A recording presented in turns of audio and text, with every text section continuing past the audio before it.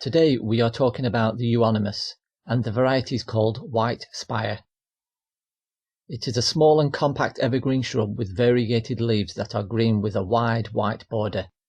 It retains its attractive colour all year round and is very hardy. It is ideal for mass planting, used as a low hedge, in a border or as a container. I bought this plant last year and it hasn't changed much at all. In fact, it has been very slow to grow, but after doing some reading, this is expected. I wanted something other than green for this border, so the variegated white leaves was an appealing factor.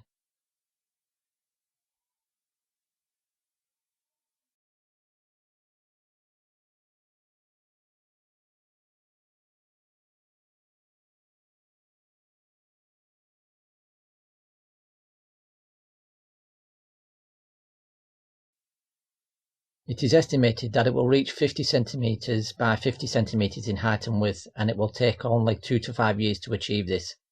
This plant currently measures 45 centimeters by 16 centimeters. I have also noticed that the colour of the shrub on the tips has a pink tinge to it, but I do not know what this is.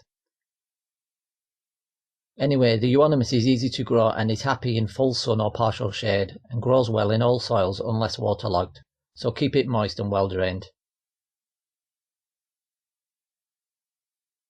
They are a low maintenance shrub that requires very little attention. In fact, I have not had to do anything to this other than water, but I will prune it when it gets untidy to keep its shape.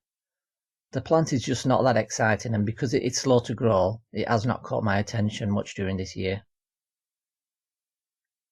It has a hardiness rating of H5, meaning that it is hardy in most places throughout the UK, even in severe winters, handling minimum temperature ranges of -15 to -10 degrees C. So if you want a very low maintenance evergreen that is slow growing with some white variegated foliage, then consider a Euonymus.